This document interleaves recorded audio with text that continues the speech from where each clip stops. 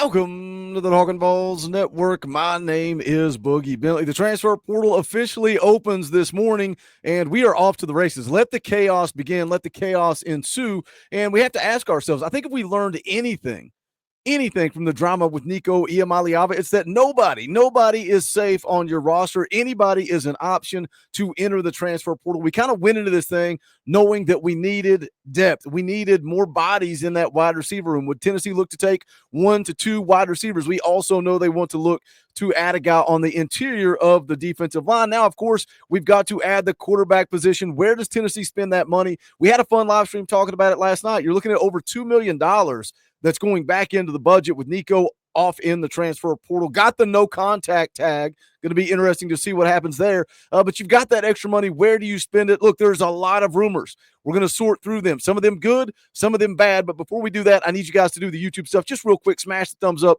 below the video. Quick, free, easy, helps the channel. If it's your first time here, welcome to the Talkin VAWLS Network. We're not experts or insiders. What we are is exactly what you guys are. This channel is for the fans, by the fans. If you like it, subscribe, click that bell for notifications. You're not going to miss out when we go live or when we drop a video. Going to be live later tonight, a makeup stream, EA Sports College Football 25. We will also be talking all things Tennessee football, so come join us for that. And then just, again, make sure you click that bell for notifications because we may jump on and do a live stream at any moment with all of this chaos in the transfer portal. Let's start with the wide receiver position because we know we need to add a body, right? The mass exodus of guys, the guys that transferred out. You're looking at a room with Braylon Staley, Mike Matthews. Boo Carter's going to play both sides of the ball. Chris Brazzell, Amari Jefferson. You got a lot of unproven bodies at that wide receiver position. And this came up on Twitter breaking.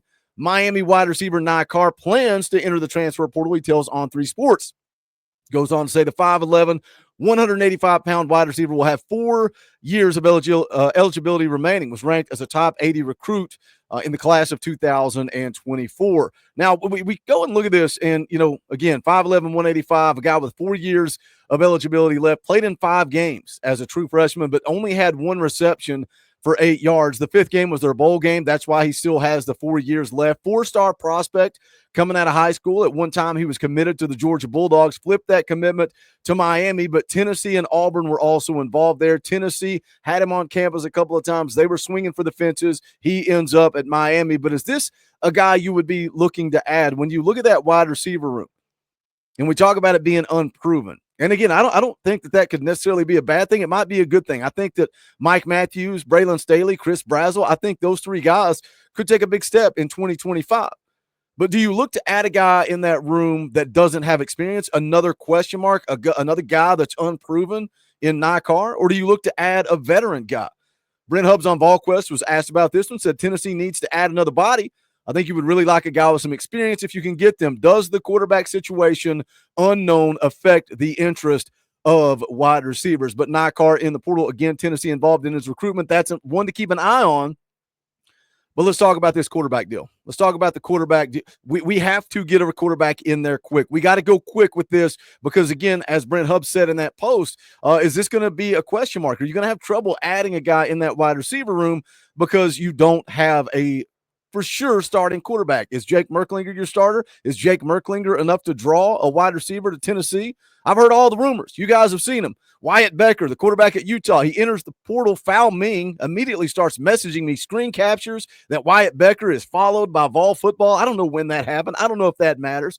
I'm sure you guys have all seen Washington quarterback DeMond Williams being talked about a lot because of an Instagram story. He went to Instagram. There is a story that's got the Tennessee weight room, an orange emoji, and a question mark. That story is no longer on Instagram. So is it a true story? Is it something he really posted, or is that something that somebody created and threw on the internet? And that's the problem with the transfer portal chaos, the rumors, everything that's on Twitter. You got to sort through it and figure out what's real and what is not. Another name that everybody is talking about when we talk about quarterback, and it's the hot rumor right now, that's Rocco Beck from Iowa State, 6'1", 210-pound redshirt junior coming up this next season. Threw for over 3,500 yards, 25 touchdowns to 9 interceptions this past season as a redshirt sophomore. Also added 318 rushing yards and 8 touchdowns on the ground. Now, Brent Hubbs also asked about this rumor. Says, I know the rumors are out there. I don't have any confirmation to the rumors. He's a guy with multiple years left. If he were interested, how would that affect things for the future as well as the now? That's why Tennessee is in such a tough spot here. That's why Tennessee's in a tough spot with this, because you got to look at the room, right? Do you add a guy that's got multiple years of experience? And if you do, does Jake Merklinger bounce? Does George bounce? Even Faison Brandon, who's not on campus. How does this impact him if you go and you get a young guy, a freshman, a redshirt freshman? How does that impact Faison Brandon? Again, you got to worry about the now, but you've also got to worry about how that impacts the future. Hubbs goes on to say, is he really interested? He had a lot of options in December, was very public about staying there. Has something changed? I don't think he has any ties to Tennessee that would make the Vols his dream school over options he had in December. I don't know where he is financially at Iowa State. Is staying there better or worse than his NFL draft stock, for his NFL draft stock? There's a lot to sort through trying to check on the rumors. And again, rumors galore when you talk about the quarterback position. Rumors all over the place. And I think if you're Tennessee, if you're Spire Sports Group, you want the rumors to be out there. You want the smoke screens to be out there. You want the chaos to be out there so you can work quietly behind the scenes and try to get this thing done. Even when you look back to the Nico drama. And if you want our full thoughts, Coach Jay was in the house. Foul Ming was here, the X Factor. We had a great live stream last night, and we broke it all down. And from a neutral perspective, I think it was a good show, and I think a lot of you would enjoy it. If you didn't see it, go back and give it a watch. But when you look back to the Nico stuff, I think if you could have got it done behind the scenes and it not been in the public eye, I think Nico would still be our quarterback. So it's the same thing when you're trying to target somebody in the transfer portal. I think you want that to stay quiet. I don't think you want that news to leak or get out. I don't think you want to end up in negotiations in a bidding war over a target in the portal. But hey, look, that's also going to happen. There are going to be a lot of quarterbacks that use this situation with Tennessee and Nico to get a raise at their current location. Now let's talk about another bad rumor. This is not the type of rumor that we want to see. And what does it actually mean? This was on Vol Nation. It's a free message board on the internet. Somebody sent this to me. This poster says, I don't use Instagram, but I found this. Looks like Boo Carter will be entering the portal tomorrow, as these were posted on his Instagram and quickly deleted afterwards. Even Nico giving them likes. Thoughts. You see the picture of Boo Carter, and it says in the below it says, I'm going to go for it. I'm like 4th and inches, taking the chance, roll the dice how you want to do it. And then, of course, you see the jet. Move the F on. Liked by Nico Iamaleava. Now, again, we're talking about social media. We're talking about Instagram. Is this a college football player? Is this a kid that's playing games? But you go back to the previous transfer portal cycle back in December. Boo Carter, a lot of people think that Colorado is working him. He got what he wanted, going to play both sides of the ball, sign a new deal with Spire Sports Group. Is this something to be concerned about, or is this a college kid playing college kid games? But again, I think if we can learn one thing from the Nico drama, nobody's safe. Nobody's safe. It's unrestricted free agency. If Boo Carter wants to do this to get attention, and then Boo Carter uses this to sign a new deal with Spire Sports Group, you know, everybody is saying that, hey, Nico was the first. Nico's the one that everybody is – it's showing that you can't hold these teams hostage. Tennessee made a statement. Josh Heupel won the day. All the national media is praising Josh Heupel for telling Nico to bounce, Nico to kick rocks. You're not getting what you want. You're not going to play us this way. But is Boo Carter using this for leverage? I don't think this is going to be the first. I don't think this is going to be the last tactic like this that we see.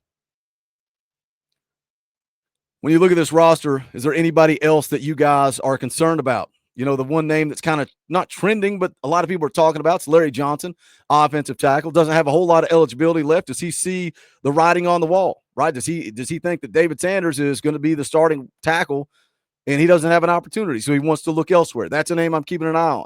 Do any other guys on this roster look to use leverage and an opportunity to go make money? Don't blame the kids. Blame the system, right? I was pretty hard on Ricky Gibson with all the deal because of him what I felt like taking advantage of Jermon McCoy's injury.